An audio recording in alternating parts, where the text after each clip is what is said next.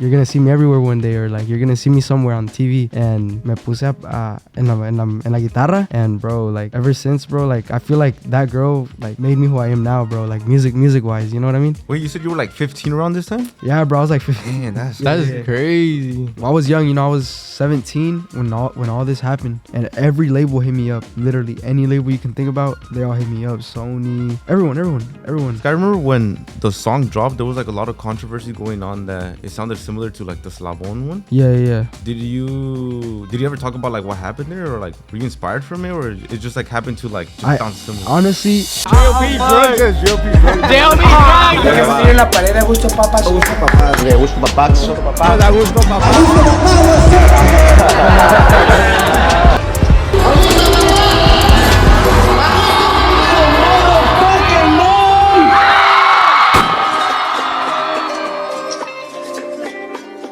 What's up, guys? Welcome back to another Agushto Papa podcast. If you guys are new to this channel, make sure you guys like, comment, and subscribe, and listen to us on the iHeartRadio app or wherever you listen to your podcast, whether you're at the gym, whether you're doing what? Whether you're fishing, whether you're running, you're mountain biking, you're writing a song. But today, guys, we have a special guest. Hey, I feel like we've been having a lot of guests back to back, huh? Yeah, I know. But give it up today from Arkansas, Rogers. Emmanuel Cortes.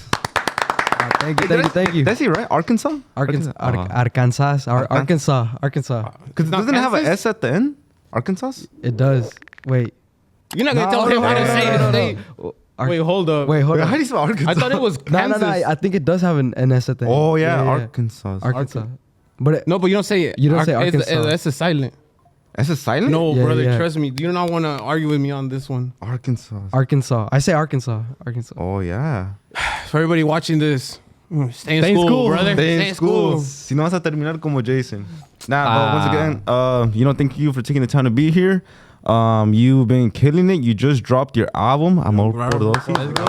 Thank you. With a lot of great collabs. One of my favorite songs with Edgardo Nunez again. Keep it coming, cause the clap's coming because you do have 10 million monthly listeners. I think that's an insane achievement. A round of applause for that one too. Thank you. That's a lot, 10 million. 10 million, that's wild. And just on Spotify. Yeah, no, gracias a Dios, pues, all the support from the people, you know, really grateful with everyone, for sure. That's crazy. And I was looking at your discography, and you first uploaded in 2022, so you have like 3 years. Yeah, the 3 years. I mean, it's been a journey, you know, a lot of learning experiences, but, you know, aquí andamos y le vamos a seguir echando ganas.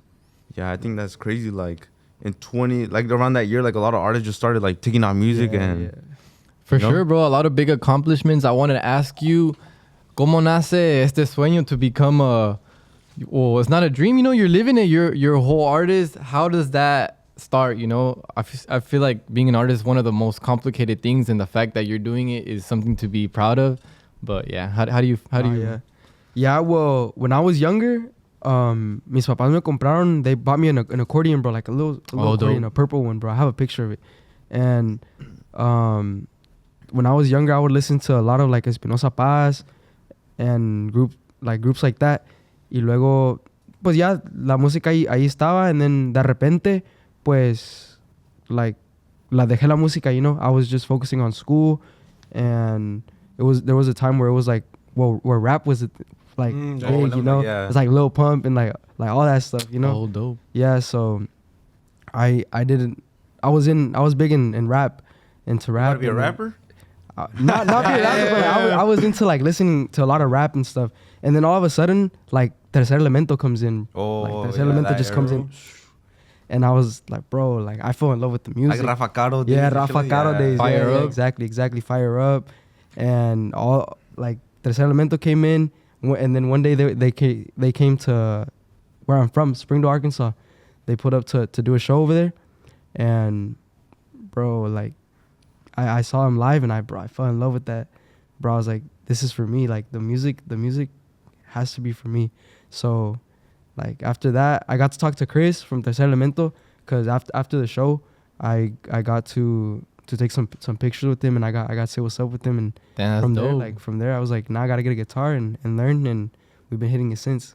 I think that's crazy. I feel like a lot of people don't give like Tercer Elemento like their flowers, but I feel like they put a lot of people on. Yep. I remember during that time, like, you know, the Fire Up days and everything. They really put on a lot of people. I think they're one of the first ones to kind of like make it cool for like our generation, or like people our age, I guess. Like Mexican American, huh? Yeah. Yeah, because I mean, let's be honest, like Mexican music was not very popular, and I wanted to ask you what It wasn't cool. Yeah, like it wasn't cool. What kind of like sparked that motivation from Tercer Elemento? Like, ¿qué te llamó la atención, you know? Sí, no, pues, just seeing everyone, bro, like at the show, bro, just seeing everybody like cheering your name, bro, and all that, bro, like, pues te da motivación, you know? You're like, yo, like, there's like a lot of opportunities here, so like, let's get it. And well, I feel like everybody, I mean, likes music. I mean, at one point, everybody's listening to music like at least once a day, you know? So I feel like music does play a really big part in everyone's lives. Yeah. And I feel like, you know, that's something that I could connect to for sure. And, you know, I fell in love with it. Fell in love with the music. Yeah, I've never thought about it like that, but I think that's crazy. Like, we actually do listen to at least one song a day. At least, yeah. True. Like, Whether you're driving, you know, you're at the gym, you have to listen to music. no matter how you feel, sad, happy, there's always a song, you know? So Yeah, and what age was this when you went to that concert? I was like 15. 15? Like 15, yeah. I was like 15, and I begged to go to the concert, and I went. And from there, I mean, I didn't know how to play guitar. I didn't know how to play guitar at all. And I'm not going to lie, it took me like 2 years to learn, because I would be on and off, because I was like, nah, this is too hard. Like, nah. And then all of a sudden, I'd be like, nah, I got to get to it. And well, I learned. It came out, and I learned, you know. And I learned the hard way, because, you know, I learned because me puse la meta de aprender because of a girl. Oh. Hey, you did Yeah. too. Failed, pa. Damn. But like, what do you mean, like, because of a girl? Like, what was your goal? Like, So like llevar serenata or? like I would say I would play guitar, but like, you know, I didn't know how to play guitar. Oh, like you just told her you Yeah. And then Oh, like, you lied. but like I would know like little requintos and stuff, you know. Oh, I but like, gotcha. bro, that's not like that's really just not, the requintos, yeah, not like you know, the like simple- like yeah. the easy ones, bro, Yeah. the simple ones. And then like, pues, you know, la morra pues nos quebró el corazón, you know. So it's just like, from there, like, I told her some stuff. I was like, nah, well, like, you're gonna see me everywhere one day, or like you're gonna see me somewhere on TV. And you know, me puse en la guitarra. Mm-hmm. And bro, like, ever since, bro, like, I feel like that girl like made me who I am now, bro, like music wise, you know what I mean? Wait, you said you were like 15 around this time? Yeah, bro, I was like 15. Man, that's Yeah. That is crazy. Like 15, 16, bro. And like, bro, I got my heart broken from her, bro, and me dio motivación para empezar en la guitarra, así machín. Mm-hmm. And ever since, bro, I've been hitting it. And you like never talked to her since? Like Nah, bro. you don't Really? Does she follow you? Like nothing? Nah. Damn. Is she from like where you're from? Yeah, she's from where I'm from. Yeah. And like you've never ran into her or nothing? Pinches moscas. bro. Nah, I mean, I ran into her not too long ago, bro. I'm not gonna lie, but I didn't say Yeah, nothing. You're you like talk to over her, her. you talk- huh? Yeah. What's up? I was like, you're already like over her. Yeah. He like, I'm up right now, gang. I mean, you could be over her, but you know, maybe you see her again, you're like, I don't know, you know? So this heartbreak really initiated you to like ponerte las pilas in the music. La neta que sí, bro. And then from there, actually, that moment is what I guess started writing songs for me. I started like wanting to write songs and started wanting to express how I felt. So like all that played a big part, you know, early on. So And would you say that your first songs that you've ever written were about that heartbreak? And yeah.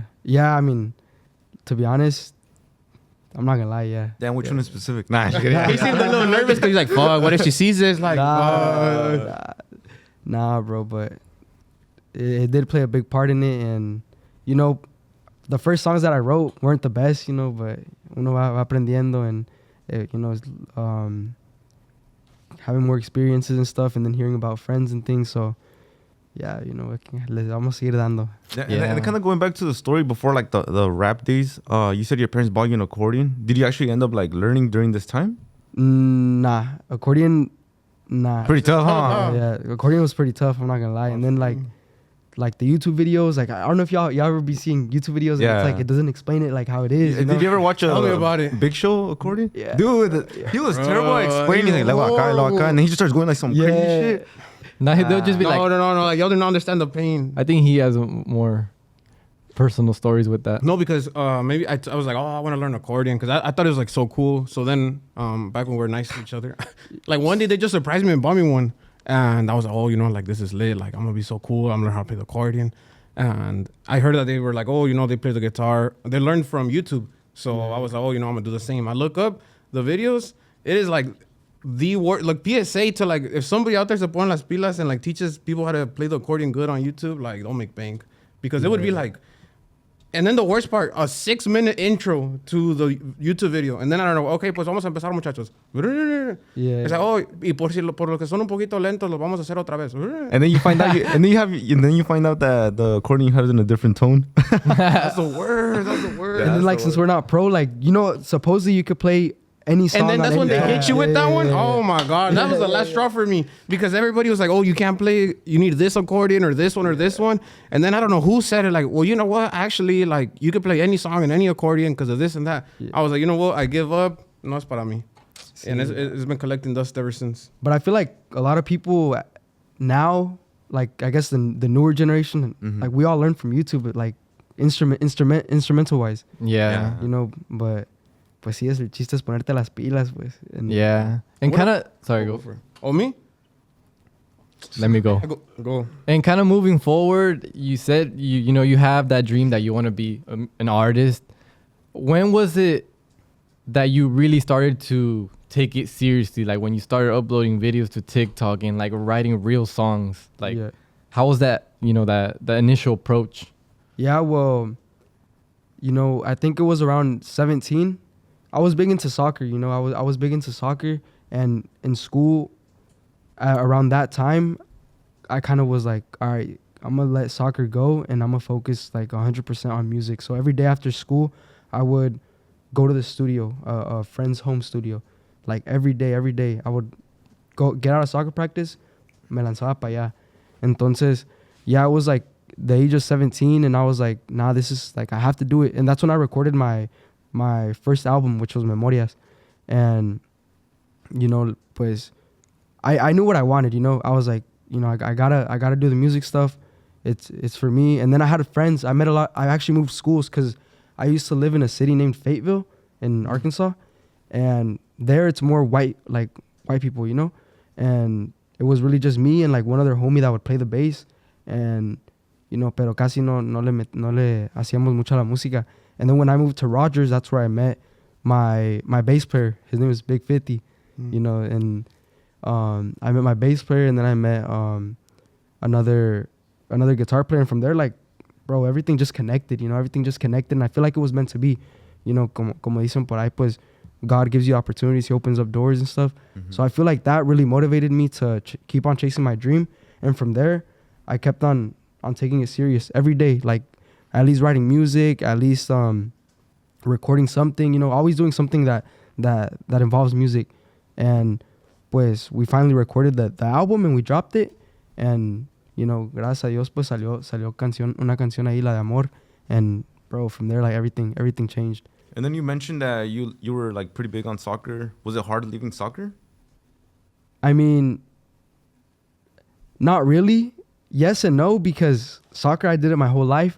But like once I fell in love with music, I didn't care about anything else. It was all strictly music, but now that I look back, I'm like, maybe I had some time to still play, like take it serious, and enjoy the moments, because I mean, when you're traveling and doing all that stuff with your friends, it's like, that's cool memories, but music took over everything for sure. Yeah. And then I feel like those who like grew up playing soccer, I feel like 17 is like the age to just like, yeah, pa. There's some people from my high school. I'm like, yeah, pa, ya retírate. Nah. like you didn't make it to academy. Nah. He's playing it cool because, Dad, I don't put him on blast. We went to a soccer game. Who was it? Oh, he knows exactly what I'm talking about. LAFC. And then he was like, and it was an LFC player or the other team? No, LAFC was good. And then he's like, oh shit, like I went to school with that guy and then like academy, and like he was on to these like soccer words I don't even know. Yeah. And then I just see him look at him like, oh, no, and the guy the guy was like shit, saying hi to the people and like signing shit, and I just see him like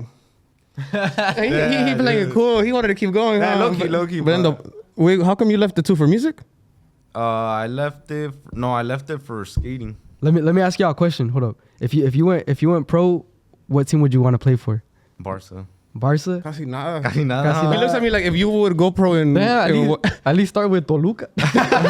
No, que mucho Cruz Azul. Con los Pumas. What about you, bro? Me, Madrid. Madrid. Oh, you're a Madrid fan? Madrid. Damn, bro. As soon as you come in, America fan. Madrid. Nah. That's We have to put it right here. Nah. just kidding. What position did you play? Center mid. Center mid? You? I played left mid. Left mid? Oh, you? Yeah, I played on the wings, Left wing? and This was fast. He was like a reindeer. Yeah, it's crazy. Long Like, ass legs. like Usain Bolt, like the winger, you know, Christian, what's his name? Bale?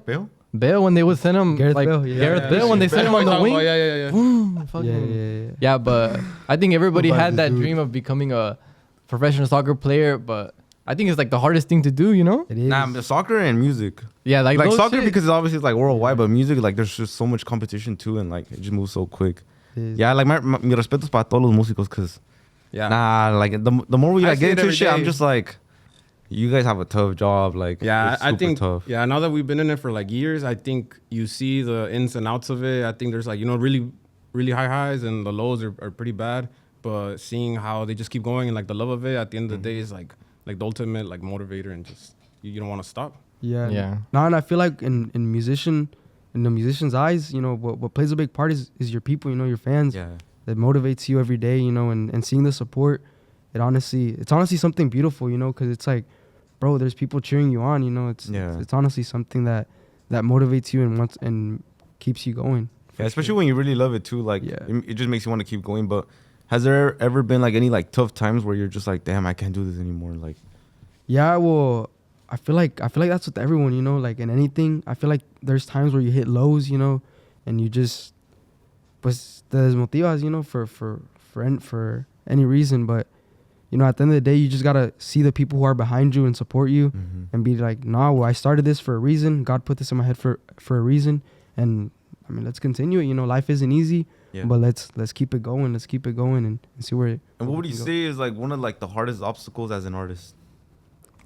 Hardest obstacle as an artist, I feel like it's really just, you know, building and relationships and getting the connections, you know, because, you know, maybe sometimes when you start off, te desesperas, and you're like, bro, you know, like coming from me, I was from Arkansas, you know, nobody knows, like, a lot of people don't even know what that is, what the state that is, and then, well, Arkansas doesn't have anything like music-wise, regional Mexican-wise. Entonces, you know, pues in my personal experience, when I first started music, I was like, I don't know if it's gonna work. I'm gonna try it just because there's no support here at all, but I'm gonna just try it, you know. Yeah. And once you start getting connected and things like that, you know, it makes everything a little easier. But, you know, I feel like for sure when starting off, that's pretty hard to. Yeah. Well, first of all, I actually want to give you props because you did it in your first album. I feel like a lot of people don't really reach success until like their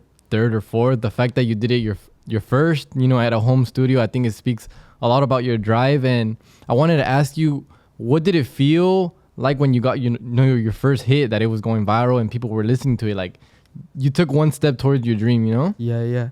Bro, it was a crazy feeling. No, I appreciate it, but it was a crazy feeling, like just getting on TikTok one day and then just scrolling on like the For You page and just seeing your song like pop up.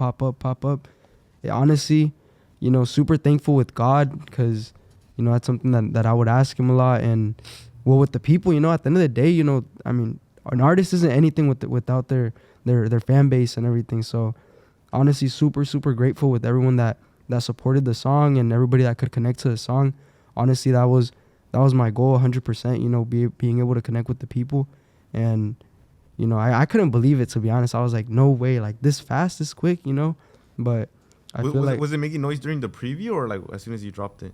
I'm gonna be honest, that song, it took like 3 months or like 4 months to actually pick up something. You know, I dropped it and I just let it be, and then like little by little, like dancers, because it's like the cumbia, dancers started like posting to it, and then from there it took off. Gracias a Dios. Damn, like those people from like Texas, huh? Like, we do The Texas, yeah. Did it drop before the whole album dropped, or was it just like part of it? It was just part of the album. Yeah, Oh, really? So it wasn't like you hadn't previewed it before? Nah, and then it was the only cumbia in the album. Everything else was like more like Danny Luck style, like guitar. type shit, Yeah. And era la única canción que era cumbia, and bro, it was crazy. That's what you'd say was like really unexpected. It was unexpected. I mean, the song was good. You know, when I recorded it, I thought the song was good, but I didn't think it was gonna do the numbers that it did. To be honest, I'm not gonna lie. I didn't think it was gonna do the numbers that it did, but it surprised me. You know, it surprised me a lot. Yeah, I mean, we can't really check like Apple Music numbers, but like on Spotify, it's like 370 million. Yeah, like, yeah. Like, that's a shitload. Yeah, I feel like a lot of artists don't get a hit like that. Like I said, I want to give you props, and I also want to ask, like, what was the initial reactions of the people that supporting you back at home? Like you said, a lot of people from Arkansas don't really do music, and the fact that you're one of the first people to come out from there, like it must feel like a crazy feeling, you know? Yeah. Nah, yeah. I mean, it was pretty crazy, and I feel like it did impact the people where I'm from. You know, ever since that song blew up and everybody knew that I was from Arkansas, I feel like there was more groups now over there, and then there's more people that are actually supporting each other. So, you know, it's cool. And then actually someone told me the other day, they were like, bro, everybody here like looks up to you, you know? And honestly, bro, that feels amazing, you know, especially being super young and being able to have an impact in your state. You know, it's crazy, and super grateful with everybody that supports. And, you know, I mean, at the end of the day, I'm here to help anyone out that's from my city, and, you know, just here to make it big, you know? Yeah, that must be a crazy feeling, like your hometown, like people are like, oh yeah, we look up to you. Yeah. Like, you're the one, you know? Yeah, Crazy. it's crazy. It honestly is a very, very special feeling for sure. Then would you say that, you know, like looking kind of like back at it now, do you think it was like an advantage or a disadvantage being from Arkansas, in the sense of it's not one of the places where people right away think like, oh, you know, Mexican music, whether, you know, maybe like LA or Texas? Yeah.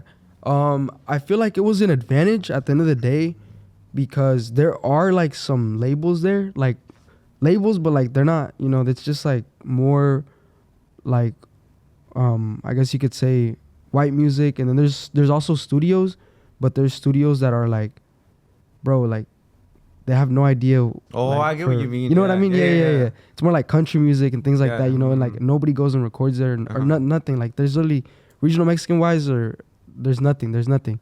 So I feel like that really opened up eyes there, where people started reaching out more to like, you know, the Mexican side of things. Yeah. And I mean, I feel like it was an advantage. And like I said, there was a lot more groups that started coming out, and, you know, there was a lot of people more supporting each other and just helping everyone out, you know? So, I mean, I think everything happened for a reason, and I think it was an advantage for sure. Yeah, I've never thought about it like that, but remember how like when we would do music like back then, and we would try to go to a studio, but like the engineer, like since it was like mostly like white people and Mexican music wasn't that big yet, so like it would make the bass sound like it was like a rock song. Yeah, they would put I've never thought about it like they that. would distort it and stuff, which is interesting. Because like you might want to go record it, but they might not know how to like mix and master like they Mexican don't. music. At the end of the day, they honestly, like, you know, they're good at what their genre. Yeah. But like for us, you know, I think the Mexican music has its own taste, has its own style and own sound. So I feel like, you know, pues entre uno se entiende uno, you know. Like the accordion has to be a sound, like it has to sound like a certain way, the bass a certain way, the guitar a certain way. Damn, I never thought about it like that.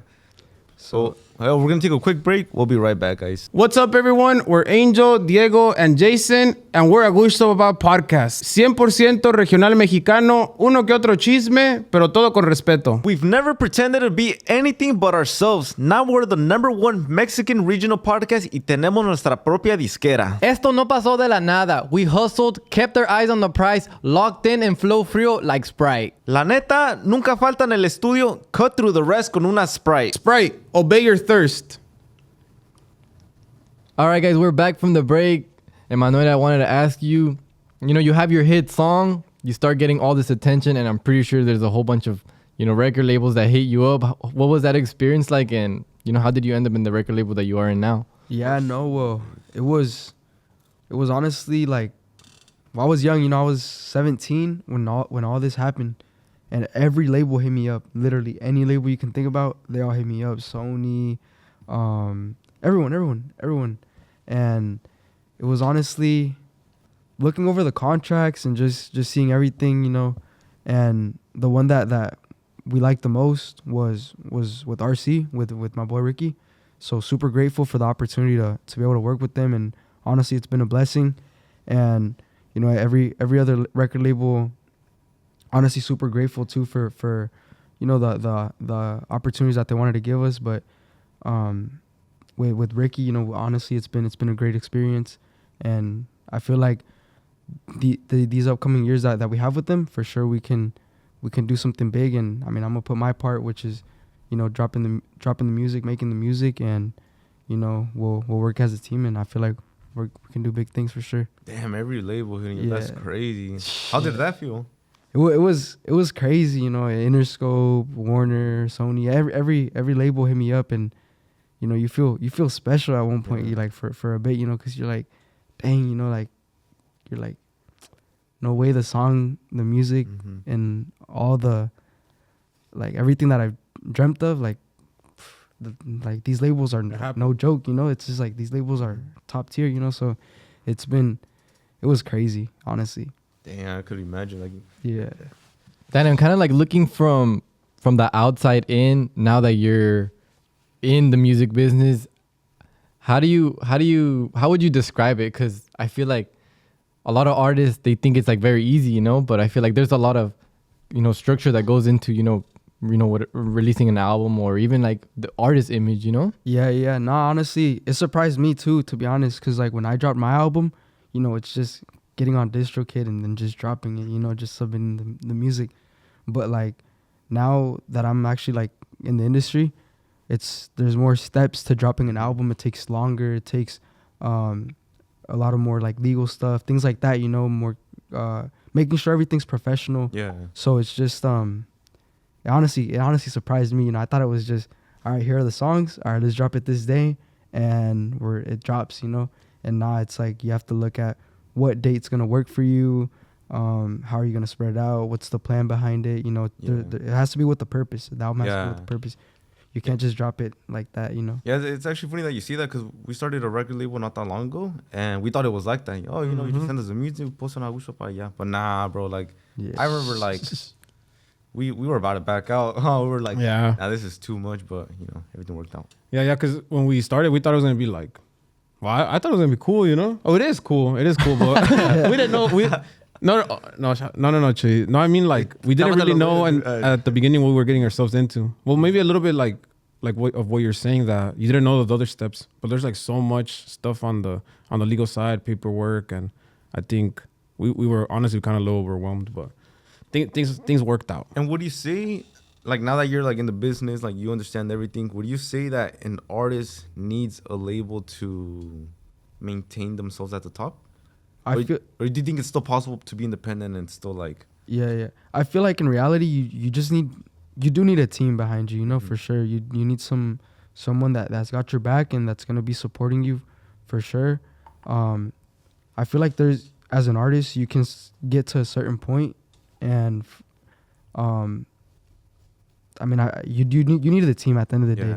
You need someone to be able to, like PR teams, and then really people that'll give you advice, because at the end of the day, I feel especially as a new artist, you're coming in the industry with people that know their stuff, and you just coming in there you're gonna be yo, what's going on, Yeah. So I'm pretty sure that you do need a team, and I mean there's a lot of things to learn, so having a team to back you up is for sure. I think it's necessary for sure. No, yeah, definitely. Yeah, because had you dropped music before the album? Before my first album or the second album? The first one. The first one, I dropped 2 songs, but there was one that was called Eres Tú. That one got 200,000 streams. I thought that was huge. That is huge. Yeah, that is huge. Yeah. And I was, how old was I? Yeah, 16. I was actually on the bus, coming back from school, back home, and I would refresh it, and it was at 200,000. I thought that was crazy. I was yo, 200,000. And then that's the song that you said you recorded on the iRig? iRig, yeah. I used to use an iRig to record. It was just me and one of my friends that would play the bass. We were just learning, we just learned the guitar and everything, and I just had an iRig. I think it was an iPhone 8. Which is the one you have? I had an iPhone 8, and I would just plug everything in and then just use GarageBand on the phone. Boom, I would mix everything. And Damn, that's crazy because I feel like a lot of artists have stories where it's like, oh yeah, I recorded it at my house, but like with the interface, you know? yeah. But like you did it like through a phone. Through a phone and an iRig. I mean, I feel like anything's possible as long as you just want to do it. Yeah. You know, I mean, how much is an iRig? Like $50, you know? Yeah. And then just GarageBand is free, you know? So it's just, you know, I just think that's crazy. Yeah, you're putting pressure on people that say that they don't have certain things to be able to make a hit. yeah. I mean, you really you don't need I mean, of course, I feel like once you get to a certain point, of course, you're gonna need the better equipment. But I mean, But it's still starting possible off, with like it's still possible. Yeah. Yeah, because I remember we had Emmanuel, the one the producer for like Stream Up. Yeah. And he showed us how he made damn, what did he sample? He sampled off something, but like on his phone. It was like a $20 app, and he like showed us how he did everything. We're just like, I think shit, like. Was it Vicente Fernandez? Was it Tu Sancho? It's ansiedad. Ansiedad? Oh, Ansiedad, yeah. Oh, there you go. Yeah, I feel like we're living in a time where if you want to, you could do it. All the resources are there. Some of them are cheap, some of them are expensive, and I feel like everything's there. And honestly, and the marketing itself, you could do it. I'm pretty sure that there was at one point where you were doing the marketing. Obviously, you have a team now, so I think the opportunities are endless. You know? Yeah, for sure. Especially with all like you said, all the platforms that we have now. I mean, there's really no excuse as long as you just put in the work and. You know, as long as you know how to use those tools, like you should be fine. Yeah. And that's where you started with the first one. You just dropped your second album ever. Can you tell us a little bit about how, like, what things changed? You know, there was a lot of growth during that time. Tell us your experience about making this new album. And the collabs too. Yeah. Mm-hmm. Well, the new album Amor por Dosis is a new project that I just dropped, and honestly, it was cool experience. It was such a beautiful moments, I guess, of my life and of the music. You know, meeting a lot of people. I have collab with Edgardo Núñez, Marco Mepes, Santa Fe Clan, you know, Conjunto No Amanecer, and honestly, super grateful with all those groups that, you know, se dio la oportunidad de colaborar con ellos. They took time out of their day to, you know, record the song and you know, help me out, you know, because I just started music, you know, really I'm new to this, so honestly, super grateful with them. And you know, I mean, Edgardo Núñez, Marco Mepes, Santa Fe, all of them, Conjunto No Amanecer. I mean, bro, damn, round of applause for that. That's crazy. And then I had a question too. You know, having the hit song Amor, were there any artists besides Santa Fe Clan that wanted to hop on for the remix? I got hit up by a couple artists, but it never really fell through, you know. I got hit up by Oscar Maidon. I don't know what he wanted, you know, but he hit me up, you know, one time. But you know, honestly, Oscar's pretty cool too, you know. Yeah, that would have been sick. Yeah, because he took you, Santa Fe took you out one of his shows, no? Yeah. Calibash. Oh, there Calibash. Oh, Yeah. Here at the Crypto, and honestly, you know, super grateful with Angel. You know, he honestly super cool guy, and thanks to the team, you know, that made it happen. And you know, I'm always be grateful with everyone that supports. You know. Damn, that's fire. And you were telling me that you wrote every single song on the album? Yeah, I wrote every single song on the album. Honestly, Fire. Something that I like to do. I like to write a lot and express myself. So I feel like, honestly, my personal favorite one from the album was the one with Edgardo Núñez, Adiós le pedía, because I feel like that song I could connect to it. And se me hace muy bonita la canción. I feel like it's such a pure song where es para dedicarla, you know? It's adiós, like the title says it, Adiós le pedía, you know, you're looking for a girl and pues le pediste a Dios y te llegó la morra, you know. So that's honestly my favorite. And then, well, the collab makes it even better, you know. Damn, yeah. Definitely. Edgardo, he gets down. Yeah, and how do you feel now that you dropped it? You know, your career is, you know, moving up. It's on your second album. It took you two-ish. It was 2022 or 3 that you dropped like two-ish. The first album, I think I dropped, bro, I don't even know. Hold up, like 2023. Yeah, it's been like 3 years. 3 years. Yeah. Damn, what made you kind of like take that time? Because a lot of artists drop an album every year, sometimes even a little more. Yeah. I just feel like being new to all this, you know, the song blew up all of a sudden. Me being young, you know, still being in school and stuff. I feel like my mom, she would always make me, you know, school first, and then, you know, you could do music. And when my song blew up, honestly, I wanted to like drop out, you know. Oh shit! You show your mom like, hey mom, Yeah, I can't go to school no more. Yeah, I was like, nah, I don't even want to go to school no more. Like all this, so I was like, nah. She's like, you're gonna focus on school first, and then, you know, maybe after we'll see what happens, you know. Damn. So she made me finish school, and I feel like that also, you know, took some time away.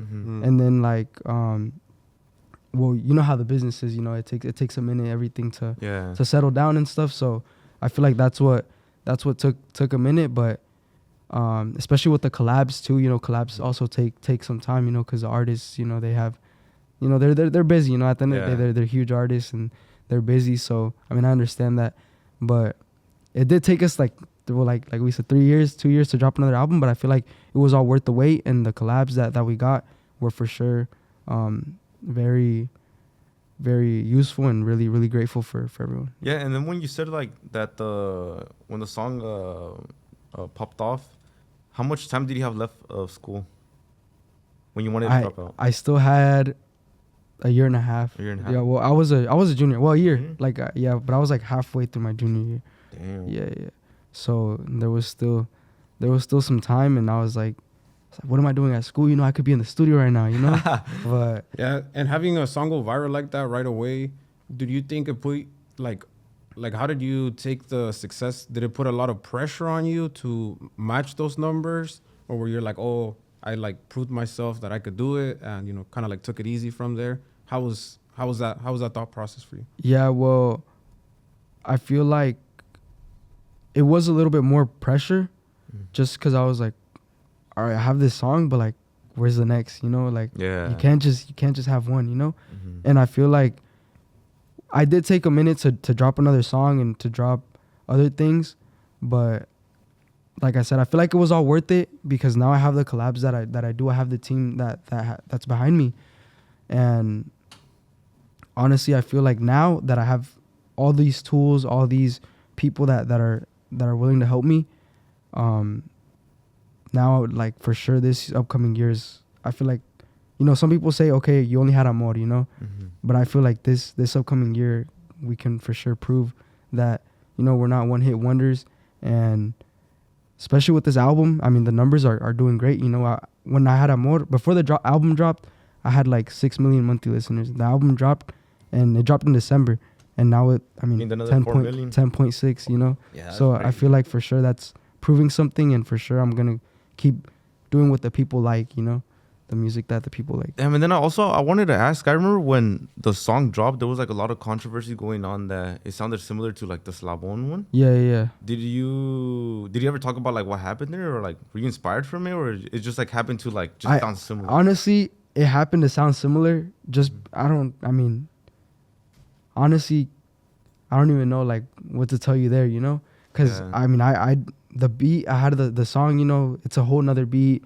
And I mean, I do see where people compare it to, but I mean, personally, I think they sound like, if you really listen to them, I think they sound different. But and I feel like either way, I feel like that happens, you know, like you know, someone might make a song. I remember like one time he made a song, and then like I think it was like Gabito, I don't know who, like it had like the same like flow and everything. Oh, it was Ovi, right? Like same flow and everything. Yeah. But I feel like it's, you know, those weren't the. I feel like it happens, you know. I mean, there's so much music that comes out, you know. I feel like you know, sometimes people, I feel like every song has something in common, you know, like something. So, I mean, at the end of the day, you know, I feel like they're two completely different songs, you know. And, pues, I mean, everybody. I feel like people are still gonna talk no matter what. Yeah. I mean, at the end of the day, but, you know, pues uno aquí está echándole ganas, and se respeta todo, you know. Yeah. No, for sure you're doing it, and you know, coming up with the new year, what goals have you set for yourself? I'm pretty sure you have a lot of goals. Yeah, well, this year, you know, I have to have another hit song for like Amor, you know, for sure. That's my goal, and we're gonna keep working for it. And pues primero Dios que se haga otro hit, primero Dios, este año. That's right. Definitely rooting for you. Nah, thank you. But you know, hopefully, you know, I feel like the album has had a good response so far. And 4 million since December. 4 million. 4 million since December, and you know, we're about to drop the deluxe, and you know, we're still deciding on what songs exactly to drop in the deluxe, but I feel like it's also gonna give the album another push for sure. Yeah, definitely. Damn, pa. And I wanted to ask, like Angel said, we're chismosos. You know, you're growing, you're making money. What do you like to spend your money on? What do I like spending my money on? I mean, at first, when I got like a little bit of money, I'm gonna be honest, clothing, you know, I started, you know, getting a little bit more designer and things like that. But right now, I think what I've been spending on, I'm gonna be honest, clothes. Yeah, but I feel like it's valid. You know, it's part of your image. You're an artist, so. When I want to buy something, I'm like, it's for the music. It's for the music. You know, like, this shit's for the music. This and that. Yeah. So, I mean, clothes. I'd say it's clothes for sure. Yeah. Nice. It's a write-off, ba. It's a write-off, huh? A write-off. Tax write-off. Tax write-off? With your taxes? Bro, we want to congratulate you once again, and you know, thank you for taking the time to be here. Before we wrap this up, is there anything you like want to tell the fans or the people who are listening, those who like don't know you? Yeah. Now, well, first, thank you to everyone that supports us, and you know, honestly, super super grateful. Without the support of everyone, you know, we wouldn't be here. We wouldn't even have none of these opportunities. So I'm really grateful for everyone that supports us, and honestly, you know, the music, le vamos a seguir echándole ganas and dropping everything that people like, you know, what people fall in love with, amor. So we're going to keep going along with the cumbias, and I hope we get all the support from everyone, and hay que darle y arriba Mexico, you know. That's right. A round of applause for Emmanuel. And thank you to everybody who stayed till the very end of this video. Make sure to listen to the album Amor por Dos on all digital platforms, and follow Emmanuel Cortes. I've been looking at the wrong camera. And follow Emmanuel Cortes on all platforms, and peace out. Peace out. Thank you guys.